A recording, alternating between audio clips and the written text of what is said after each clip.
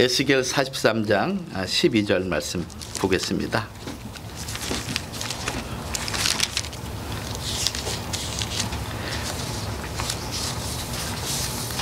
에스겔 43장 12절.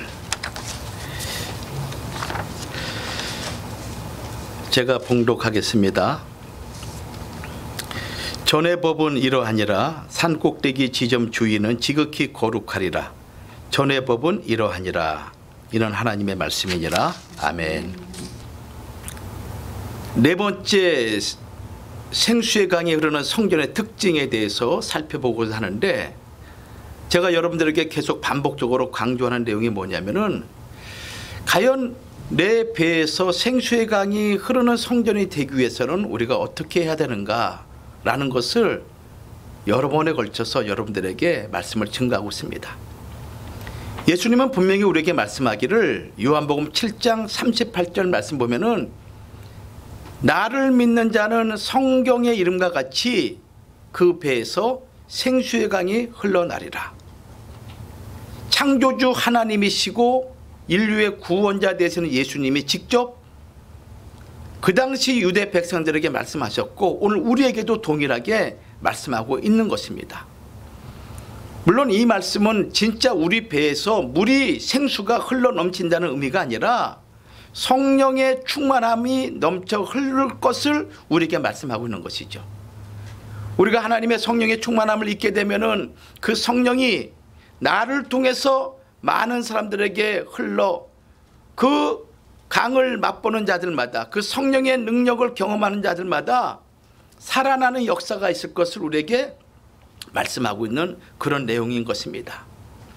그래서 성경에 보면은 많은 강이 나오는데, 시편 36편 8절 말씀 보면은 복락의 강이 있다. 복락의 강. 그러니까 신령한 강이죠. 영적인 강을 얘기하고 있습니다. 또 시편 48편 18절 말씀 보면은 평강의 강이 흘러 넘치리라. 그러니까 예수 그리스도를 영접하고 구속의 은총을 입은 자들에게는 세상 사람들이 알지 못하는 복락의 강이 흐르고, 그리고 평강의 강이 흐르고, 그리고 내 심령 안에서 기쁨과 희열과 즐거움이, 감사와 찬송이 차고 넘치는 놀라운 역사가 우리 안에서 이루어진다는 것을 성경은 분명히 말씀하고 있는 것입니다. 그럼에도 불구하고 우리가 예수를 믿고 하나님을 아버지로 섬긴다 하면서 내가 여전히 근심과 걱정 가운데 있다는 것은 내 안에 성령이 충만치 않다는 것입니다. 내 안에 생수의 강이 흘러넘치지 못하는 것입니다. 그렇기 때문에 내 입에서 근심의 강이, 내 입에서 걱정의 그런 물이, 내 입에서 더러운 물이 내 배에서 흘러넘칠 수밖에 없는 것을 우리에게 말씀하고 있는 것이죠. 그래서 제가 우리 각자가 생수의 강이 흐르는 성전이 되기 위해서는 어떠한 모습을 갖춰야 되는가 해서, 지난번에 네모 반듯한 성전이 되어야 된다. 그 다음에 두 번째는 담과 높이가 같은 성전이 되어야 된다. 이렇게 말씀을 드렸습니다. 이제 오늘은 독특한 에스겔 성전의 특징 중에 하나가 뭐냐? 사비부의 성전이라는 것입니다. 사비부. 이 에스겔 성전의 환상을 통해서 우리에게 가르쳐주는 내용 중에서 이 에스겔 성전에는 독특한 히브리어 단어가 많이 사용되는데, 그 중에 하나가 뭐냐면은 사비부란 단어가 집중적으로 사용됐어요. 사비부. 따라해볼까요? 사비부. 네, 기억을 하세요. 사비부. 이 사비부라는 히브리어는 사바브라는 단어에서 유래가 된 것입니다. 그 뜻이 무엇인가 하면 둘러싸다, 에워싸다라는 뜻을 가진 동사인 것입니다. 그러니까 어떠한 것에 포위된 상태죠. 하나님의 은혜에 포위된 상태, 하나님의 말씀에 포위된 상태, 성령의 능력에 의해서 포위된 상태, 그런 상태를 사비부. 근데 이 사비부란 단어가 두 번이나 반복됐잖아요. 그것은 둘러싸고 둘러쌌다는 것입니다. 그러니까 한 번으로 둘러싸는 것이 아니라 두 번, 세 번 계속적으로 하나님의 은혜가 둘러싸고 있는, 에워싸고 있는 거룩한 성전이라는 것을 표현하는 단어인 것입니다. 근데 이 지상에 지어진 성전들이 있었죠. 성막도 있었고 솔로몬 성전도 있었습니다. 바벨론 70년 포로들이 귀환해서 지은 수르바벨 성전도 있었습니다. 또 예수님 당시에는 헤롯 성전도 있었죠. 근데 그 많은 성전들 가운데 사비브라는 단어가 25번이나 집중적으로 사용된 성전은 에스겔 성전 하나뿐이다. 에스겔 성전 하나뿐이다. 그만큼 이 에스겔 성전은 영적으로나 그리고 종말을 살아가는 성도들에게 가르쳐주는 영적인 교훈이 너무 많고 또 귀한 교훈이 많이 있다는 것을 우리에게 말씀하고 있어요. 자, 그러면 첫 번째로 이 사비브라는 이 단어를 통해서 우리에게 가르쳐주는 영적 교훈이 무엇인가? 자, 첫 번째는 하나님의 특별하신 보호함을 우리에게 가르쳐주고 있습니다. 하나님의 특별한 보호하심. 보호하실 때 특별하게 보호하시는 거야. 내가 저 친구를 사랑하는데 특별하게 사랑을 하는 거야. 하나님이 우리 햇보로냐 교회와 선교회 속해 있는 모든 성도들을 사랑하되 아주 특별하게 독특하게 하나님이 사랑하신다. 그것이 사비브라는 단어 속에 포함되어 있다는 것입니다. 이 사비브라는 단어가 처음으로 사용된 곳이 어딘가 하면은 에덴 동산이었어요. 에덴 동산. 이 에덴 동산에 대해서 말씀하실 때 처음으로 나오는데 여기서는 주위를 둘러싸고 흐르다라는 의미로 사용됐습니다. 어떤 주위를 둘러싸고 흐르는 거예요. 마치 에덴 동산이 울타리로 쳐진 동산이듯이 또 그 동산은 구름과 두루도는 하영검이 지키듯이 이중 삼중으로 보호하는 동산이 어떤 동산입니까? 에덴 동산인 거예요. 그러니까 아무나 들어갈 수가 없는 거예요. 거짓된 것, 속된 것, 그리고 하나님의 뜻과 상관없는 것들은 결코 그 거룩한 하나님의 임재의 동산에 들어갈 수가 없는 거예요. 근데 이 에덴에서 발원하는 한 강이 있었는데 이 강이 그 에덴 동산 전체를 적십니다. 그리고 난 다음에 네 근원으로 갈라져서 흘러가는데 그 강들이 온 땅을 가는 곳마다 두르는 곳마다 무엇이 넘치냐면은 풍요와 만족과 기쁨을 넘치게 하는 거예요. 참 얼마나 감사합니까? 여러분들이 신령한 강이 돼가지고 가는 곳마다 나로 인해서 절망 가운데 있는 자가 소망을 회복하고 슬픔 가운데 있는 자가 기쁨을 회복하고 나의 말 한마디 내가 믿는 하나님을 증거하고 내가 믿는 예수 그리스도를 증거함으로 말미암아 그들에서 생명이 회복이 되는 역사가 있다면 그것처럼 의미 있는 삶이 이 세상에 또 어디 있겠습니까? 창세기 2장 11절 말씀 보면은 첫째 이름은 비손이라 금이 있는 화일라 온 땅에 둘렀으며 여기 둘렀으며라는 단어가 사비부예요. 두른 거예요. 창세기 2장 13절 말씀도 마찬가지예요. 둘째 강의 이름은 기온이라 구스 온 땅에 둘렀고 강이 흘러갈 때마다 그냥 지 혼자만 쭉 가지 않아. 어떻게 합니까? 주변에 있는 거 다 살리고 흘러가는 거야. 또 흘러가 다른 것도 살리는 거야. 강이 이런 거예요. 강이 이런 특징이 있는 거예요. 그래서 강이 흘러가는 곳마다 문명이 발달하고 문화가 형성이 되고 그곳에서 농사를 짓고 그곳에 있는 자들마다 산촌 초목이 번성하고 그 그늘 아래 거하고 많은 사람들이 기쁨과 만족과 즐거움을 누리는 거 아니겠습니까? 근데 물이 사라져 보세요. 이 캘리포니아 지역 조금만 나가 보십시오. 무슨 사막이죠? 모하비 사막.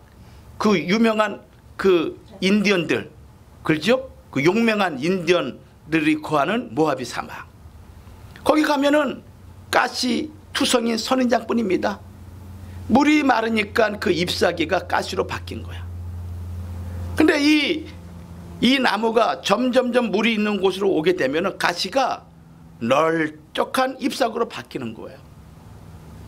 사막에 있는 그런 나무와 또 물이 많은 그런 곳에 있는 나무와 비교해 보십시오. 어떤 나무가 아름답고 어떤 나무가 우리에게 위로와 만족을 주겠습니까? 강이 흘러가는 곳마다, 생명수의 강이 흘러가는 곳마다 살리는 역사가 있는 거예요.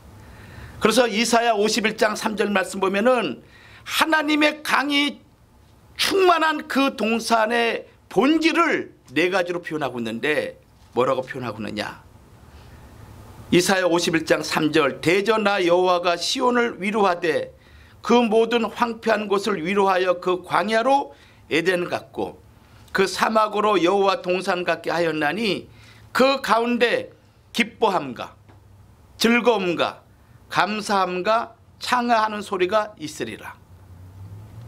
내가 예수 믿고 내 안에 성령이 충만하고 내 안에 은혜가 충만하게 되면은 가장 큰 내 마음의 변화가 어떤 모습이냐?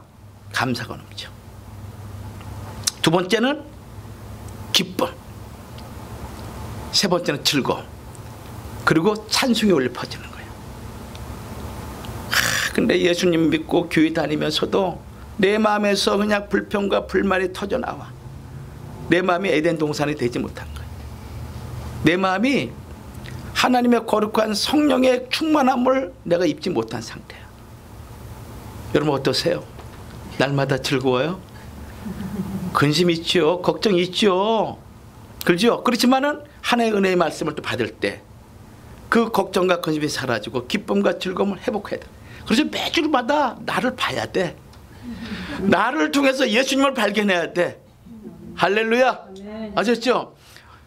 주의 종들을 통해서 선포되는 말씀을 듣고 그 말씀을 하나님 말씀으로 받아들일 때 그 말씀이 믿는 자 속에서 역사한다고 데살로니가전서 2장 13절 분명히 말씀하고 있잖아요. 여러분들 주일날 나와서 은혜 받을 때 이 하루에 이 주일날 이 은혜가 월화수목금토 일주일간을 내가 세상에서 승리할 수 있도록 하는 원동력이 된다는 거예요. 그러니까 말씀을 들어야 돼. 예배 드려야 되는 거야. 근데 주일날 일한다고 돈 얼마 벌겠다고 일하잖아요. 주일날 예배 안 드리고 본질을 놓치는 거예요. 본질을 놓치는 거예요. 아무리 힘들더라도 주일날만큼 하나님 앞에. 왜? 부와 기가 누구에게 있으니까? 하나님. 은과 금이 누구의 손에 있으니까? 하나님. 우주 만물 창조하시는 그 권세가 누구에게 있으니까? 하나님에게 있으니까. 그래서 하나님의 보호를 받는 성소, 하나님의 그 풍요로움과 기쁨과 감사가 흐르는 곳, 그곳에는 만족만이 있는 거예요. 만족만이. 예레미야 31장 12절 말씀에도 이런 말씀 있지 않습니까?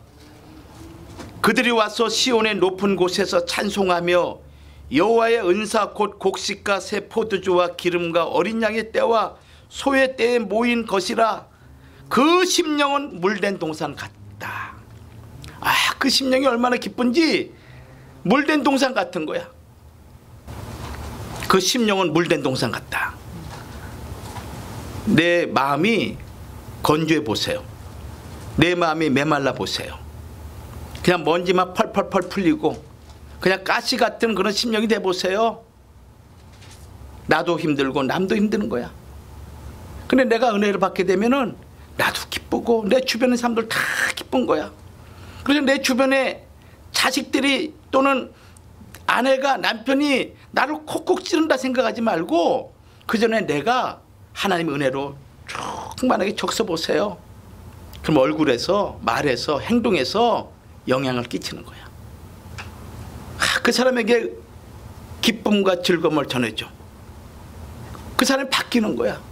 내 아이들이 다 바뀌는 거야. 문제는 다른 사람이 있는 게 아니라 누구에게 있는 것입니까? 나에게 있는 거야.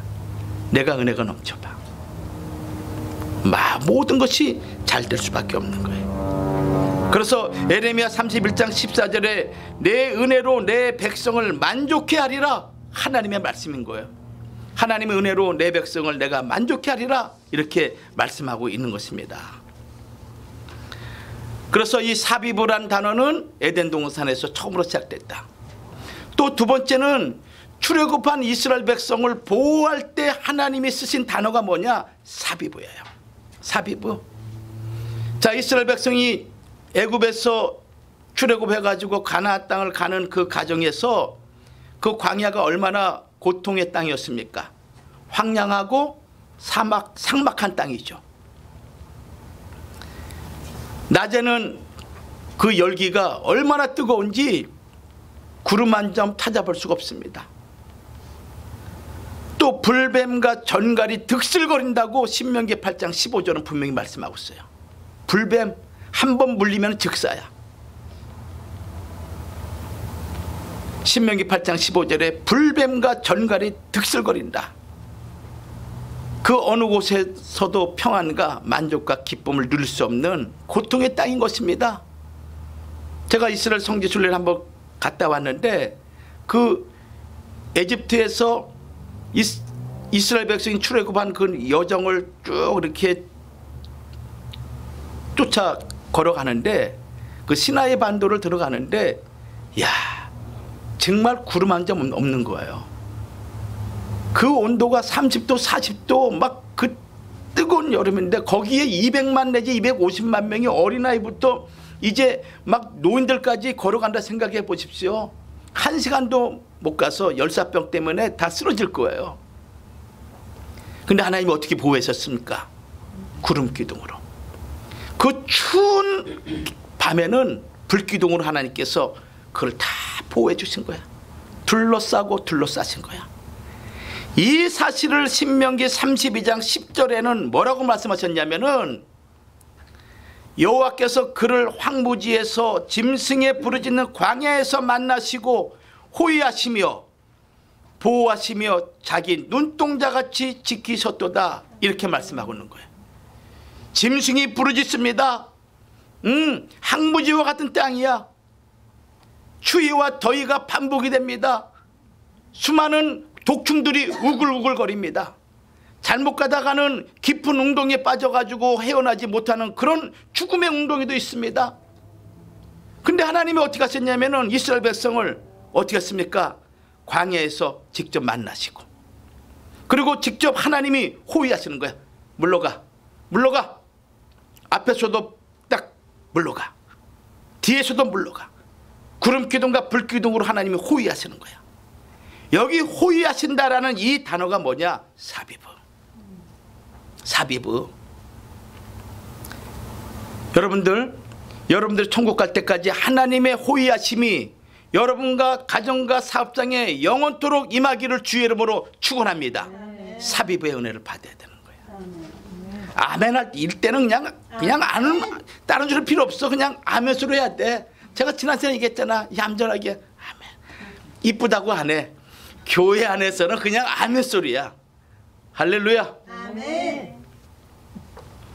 호위하시며 사비브의 강조 미완료형입니다. 하나님께서 계속적으로 철저하게 그들을 지켜주시고 있음을 말씀하고 있는 거야. 그러니까 오늘 우리에게도 마찬가지. 지금 미완료형이야. 그 나라 들어갈 때까지 하나님이 나를 호위하시고 보호하시는 거야. 광야 40년 걸어가는 노정에 병들어 죽은 사람 한 명도 없었습니다. 원망하고 불평하고 하나님 앞에 시험하다가 죽었지, 병들고 암병이니 무슨 뭐 콜레라니, 코로나가 잘못 나왔어. 코로나 뭐 식구로 죽었다느니 없었어요. 왜? 하나님이 보호해 주시니까. 아셨죠? 그러니까 우리 이 인생 나그네 길이 마치 광야를 걷는 길이야. 그러니까 이 길을 걸어가는 동안에 신명기 32장 10절 말씀처럼 하나님께서 우리 가정과 우리의 삶을 호위해 주세요. 얼마나 짐승 같은 사람들이 많습니까? 그런 가운데서 하나님이 내 아이들을 호위하신다. 얼마나 감사합니까? 근데 어떻게 호위해 주시냐면은 자기 눈동자같이 지키신다고 말씀하셨어요. 눈동자같이. 이 눈동자는 인간의 신체 부위 중에서 가장 귀중한 것이죠. 그냥 몸만 딱 날라오면 가장 먼저 반응하는 게 뭐예요? 눈이야, 눈. 깜빡 눈이야, 눈. 최우선적으로 아끼면서 조심스럽게 보호해 주신다. 그래서 시편 17편 8절 말씀 보면은 나를 눈동자같이 지키시고 주의 날개에 그늘 아래 감추사. 하나님이 우리를 자기 눈동자같이 지키신대. 누가 하나님의 눈을 막 찌르려고 그래? 응? 하나님의 눈을 누가 찌르겠습니까? 표현을 그렇게 하는 거야. 응? 근데 자기 눈동자같이 지키시고 주의 날개 그늘 아래 감추신다. 시편 17편 8절 말씀이에요. 또 독수리 날개 어음같이 인도하셨다고 출애굽기 19장 4절은 말씀하고 있어요. 우리를 인도하시되 참새가 우리를 업고 인도하는 게 아니야. 참새가 우리를 어떻게 업고 인도합니까? 그렇죠? 독수리. 하늘의 제왕인 독수리가 날개를 한번 딱 펼치게 되면은 2m, 3m입니다. 아무리 태풍, 강풍이 몰아쳐 오더라도 그 위에서 유유자적하게 돌면서 가는 거야. 그 독수리 날개 업음으로 우리를 광야에서 인도하셨다라고 출애굽기 19장 4절은 말씀하고 있잖아요. 나의 애굽 사람에게 어떻게 행하였음가? 내가 어떻게 독수리 날개로 너희를 업어 내게로 인도하였음을 너희가 보았느니라. 하나님 말씀하신 거야. 하나님. 지금까지 여러분들 하나님이 자기 눈동자같이 지키셨고 독수리 날개 어음같이 지금까지 하나님께서 인도하셨어. 그러니까 앞으로도 하나님의 나라 그곳까지 우리를 하나님의 거룩한 신령한 독수리가 우리를 업어서 인도할 줄 믿습니다. 또 어떻게 보호했습니까? 사람이 자기 아이를 안음과 같이 이스라엘 백성을 안아서 인도하셨다고 말씀하고 있어요. 여러분 사건 사고를 만날 때 엄마가 아이를 안고 가다가 어떻게 합니까? 아이를 보호하기 위해서 자기가 그냥 부딪히는 거야. 자기가 맞는 거야. 자기를 희생하더라도 이 아이만큼은 살리려고. 이게 모성애죠. 부모의 심정이죠. 근데 신명기 1장 31절 말씀 보면은 이렇게 말씀하고 있습니다. 광야에서도 너희가 당하였거니와 사람이 자기 아들을 안음같이 너희 하나님 여호와께서 너희 행로 중에 너희를 안으사 이곳까지 이르게 하셨느니라. 자, 우리 한번 읽어볼게요. 신명기 1장 31절. 광야에서도 너희가 당하였거니와 사람이 자기 아들을 안음과 같이 너희 하나님 여호와께서 너희 행로 중에 너희를 안으사 이곳까지 이르게 하셨느니라. 아멘. 아셨죠? 네.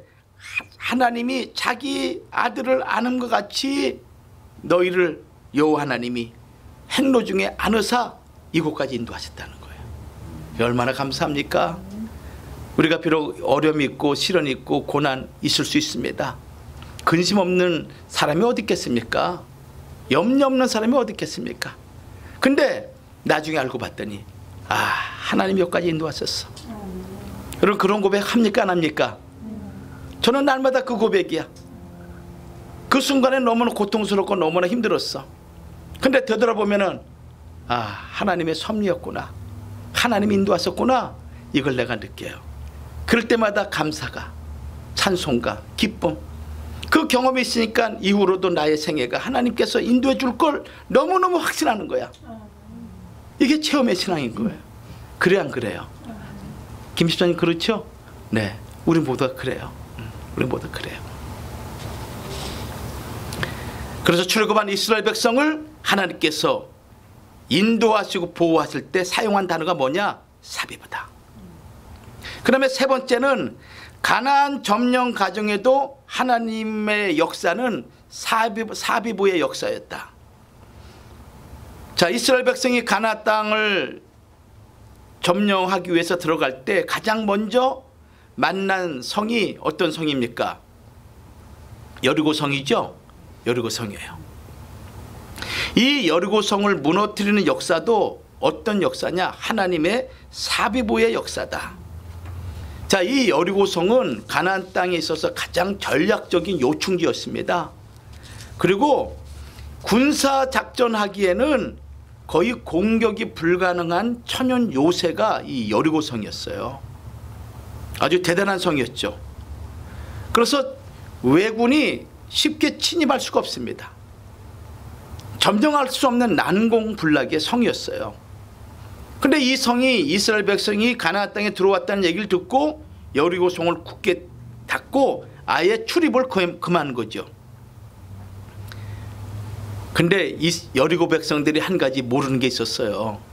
자기 성이 초롱성과 같이 난공불락의 성이지만은 이스라엘 백성들에게서는 그 난공불락을 무너뜨리는 군대 장관이 있었습니다. 누구십니까? 여호와 하나님. 그 하나님이 있었던 걸 이들은 몰랐던 거야. 하나님이 방법을 가르쳐 주죠. 매일 하루에 한 번씩 여리고성을 돌라. 사비브. 여호수아 6장 3절. 너희 모든 군사는 성을 둘러 성 주위를 매일 한 번씩 돌되 엿새 동안을 그리하라. 여기 둘러 두르다. 여호수아 6장 3절이에요. 이 두르다 이게 에워싸다, 둘러싸다. 사단마귀 세력이죠. 근데 하나님의 은혜의 그 역사가 둘러싸고 있는 거야. 그래서 어떻게 합니까? 무너뜨려버리는 거야. 우리가 어떤 지역을 점령할 때 가끔 이렇게 하잖아요. 여리고성과 같이 땅 밟기 한다 그러죠. 예. 그게 뭡니까? 하나님의 은혜가 그곳을 점령하기를 원하는 마음으로 어떻게 합니까? 에워싸는 거야. 기도로 말씀으로 에워싸는 거야. 그래서 그런 역사를 경험하는 것이죠. 사비부의 역사인 거야 그게. 여호수아 6장 14절. 그 제2일에도 성을 한 번 돌고 진에 돌아오니라. 역시 뭡니까? 에워싸고 둘러싸는 거예요. 그러니까 하나님의 놀라운 기적의 역사의 현장마다 무슨 은혜가 임하셨냐면은 사비부의 은혜가 임했다는 거예요. 사비부의 은혜가. 그러면 네 번째로 오늘 에스겔 성전에도 사비부가 몇 번이나 사용됐습니까? 2번이나 반복씩 사용하는 거야. 2번이나 반복씩. 다른 곳에는 한 번씩 사용했는데 에스겔 성전만큼은 사비부라는 단어가 사비부 2번씩 계속 반복해서 25번이나 사용하고 있다는 거예요. 2번이나 반복했다는 것은 무엇입니까? 완전하고 강력하게 둘러싸서 절대 보호하겠다라는 하나님의 은혜의 역사인 것이죠. 아셨죠? 그러니까 여러분들도 하나님의 은혜가 사비부의 은혜가 임하기를 주의 이름으로 축원합니다. 둘러싸고 둘러싸는 거야. 한 번 둘러싸는 건 안 돼. 물론 하나님의 은혜가 한 번 둘러싸면 누가 막겠습니까? 누가 공격해 오겠습니까? 누가 뚫겠습니까? 근데 우리에게 더 가르쳐 주는 거야. 둘러싸. 하나님이 완전하게 보호해 주겠다. 결코 더러운 제약이 이 거룩한 성전에 들어오지 못하도록 하나님께서 하시겠다라는 그런 강조의 마음을 이렇게 표현하고 있는 거예요. 자, 그러면 큰 대지 두 번째로 이 에스겔 성전에 나타난 사비부를 통한 영적 교훈이 무엇인가? 영적 교훈이 무엇인가? 자, 성전은 하나님께서 임재하신 곳이죠. 또 죄인들을 만나 주시고 그리고 그곳에서 말씀을 선포하는 거룩한 장소가 성전인 거예요. 구약에는 많은 성전이 있었죠. 근데 여러분들 더 중요한 것은 구약에 아무리 위대하고 아무리 웅장한 성전이 있다 할지라도 그 구약에 있는 모든 성전들은 예수님을 증거하는 것이고 또 예수님은 우리를 예수님과 같은 모습으로 우리를 세우기 위해서 이 땅에 오셨고 우리에게 구속의 은총을 입혀주신 거예요. 이 비밀을 안 사도 바울이 우리 성도들을 향해서 뭐라고 말씀하셨냐면은 우리 각자가 신령한 성전이다. 고린도전서 3장 16절 말씀 보면은 너희가 하나님의 성전이다 이렇게 말씀하고 있는 거예요. 우리 각자가 하나님의 성전이다. 또 고린도전서 6장 19절 말씀 보면은 너희 몸이 성령의 전인 줄 알지 못하느냐. 우리 각자 이 몸이 성령의 전이라고 말씀하고 있어요.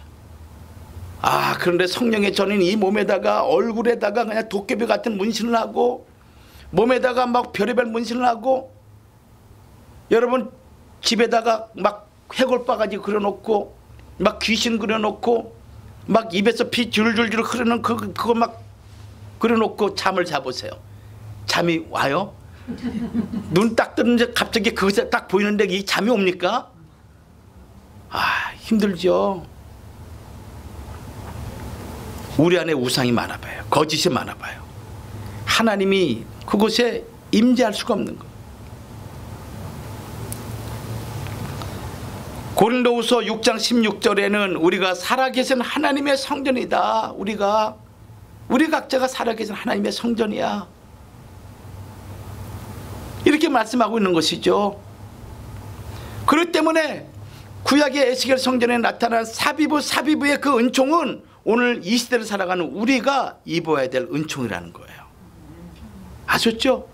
아무리 많은 것을 얘기한다 할지라도 새 예루살렘 성을 우리가 아무리 증거한다 할지라도 내가 그 장소에 없으면 나와 무슨 상관이 있겠어요? 그러죠? 천국이 있다 할지라도 그곳에 내가 거하지 않으면 나와 무슨 상관이 있겠어요? 무슨 의미가 있겠어요? 성경에 수없이 많은 축복을 얘기하고 수없이 많은 하나님의 기사와 이적을 말씀한다 할지라도 그것이 내게 임할 때 그것이 가치가 있고 의미가 있는 것이지 나와 상관이 없다면 남의 얘기지 나와 무슨 상관이 있냐 이 말씀인 거예요. 그래 안 그래요? 여러분들이 체험하셔야죠. 여러분들이 하나님을 진정으로 만나시기 바랍니다. 야, 하나님이 도와주시는구나. 하나님이 역사하는 거, 야, 내가 경험했어. 그럴 때 결코 요동함이 없는 거예요. 자, 그러면은 우리에게 가르쳐준 영적 교훈이 무엇입니까? 하나님이 영원토록 우리를 보호해 주시겠다. 이 말씀인 거예요. 아셨죠? 하나님이 우리를 어떻게 영원토록 보호해 주시겠다. 사비보. 이 은총인 거예요. 여러분들 엘리사 선지자가 그 도단성에 있을 때 아람 군대가 쳐들어왔죠. 대군이 쳐들어왔습니다. 그러니까 그 사환이 두려운 거야. 이 아람 군대는 오늘날 시리아 군대예요. 수많은 병거와 수많은 그런 그 군인들이 와가지고 에워쌌으니 얼마나 두렵겠습니까? 곧 있으면 죽을 판이에요. 그때 엘리사가 어떻게 했습니까? 두려워하지 마. 우리와 함께한 자가 저희와 함께한 자보다 많아. 이렇게 사안하게 얘기하면서 하나님께 기도하기를 사안의 눈을 열어달라고 기도합니다.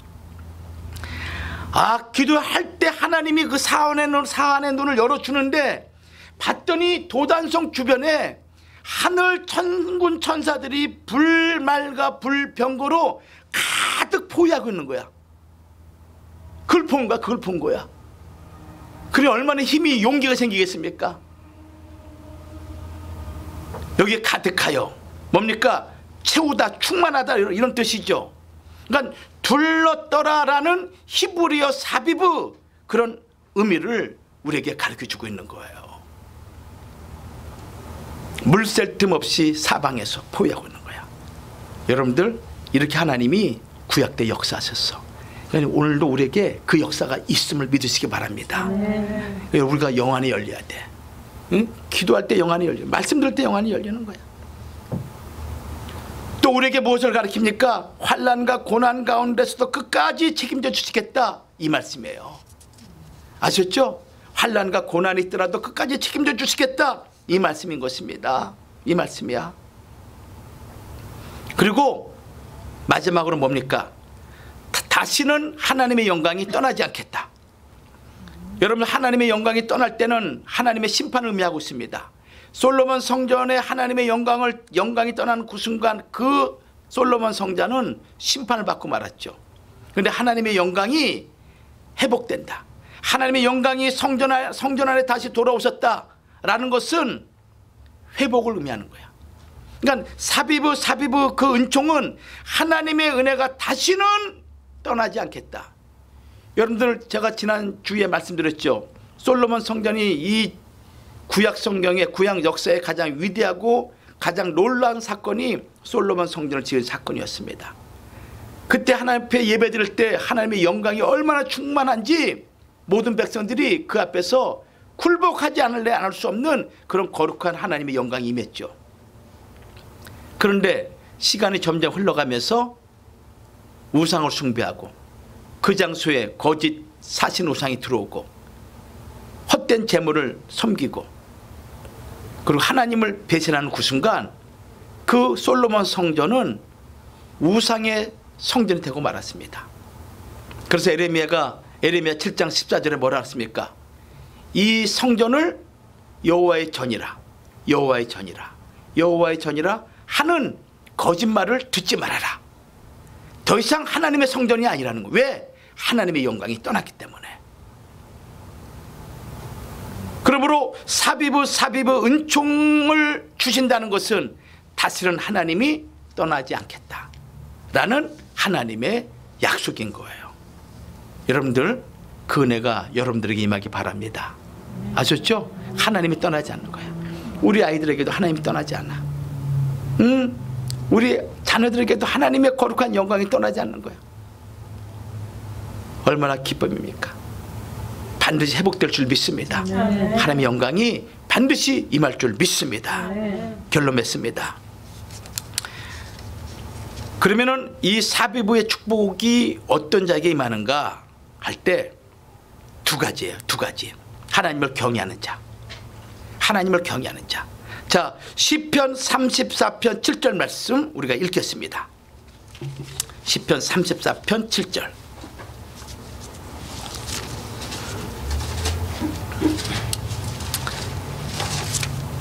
같이 한번 읽어요. 시편 34편 7절. 자, 시작. 여호와의 사자가 주를 경외하는 자를 둘러 진치고 저희를 건지시는도다. 여기 둘러 진치고 이 두르다 이게 뭡니까? 사비부야. 사비부. 하나님을 경외하는 자를 하나님께서 어떻게 합니까? 두르신다. 둘러 진친다. 사비부의 은총을 부어주시겠다. 그다음에 두 번째는 하나님을 한결같이 신뢰하는 자에게 하나님께서 사비부의 축복을 주신다. 자, 시편 32편 10절 같이 보겠습니다. 시편 32편 10절. 10절 같이 읽겠습니다. 시작. 악인에게는 많은 슬픔이 있으나 여호와를 신뢰하는 자에게는 인자하심이 두루리로다. 아멘. 아셨죠? 그러니까 두 가지 잊지 마세요. 하나님을 경외하는 자, 어떠한 경우가 있다 하더라도 한결같이 하나님을 신뢰하는 자는 하나님이 사비부 은총을 주실 줄 믿습니다. 그 은총으로 여러분들 한 주간도 승리하시기를 주의 이름으로 축원하겠습니다. 기도하겠습니다. 고마우신 하나님 아버지 은혜를 감사합니다. 지난 한 주간 동안도 사건 사고 많은 세상 가운데 저희들을 눈동자같이 지켜주시고 보호하시고 또 주 앞에 나와 예배드리게 하심을 진심으로 감사드립니다. 자비로우신 아버지 하나님, 참으로 험악한 이 세상, 광야와 같은 이 세상 살아가는 동안에 하나님의 절대적인 도움이 필요하오니 하나님이여, 과거에 우리의 믿음의 선진들에게 역사하셨던 그 놀라운 역사가 오늘 우리 개개인 가정과 우리의 삶 가운데 임할 수 있도록 하나님 축복하여 주시옵소서. 사비부 은총이 떠나지 않는 은총을 허락하여 주시옵소서. 하나님을 경외하고 하나님만을 신뢰하는 믿음을 우리 모든 성도들에게 허락하여 주실 줄 믿사옵고 모든 말씀을 예수님의 이름으로 기도 올리옵나이다. 아멘.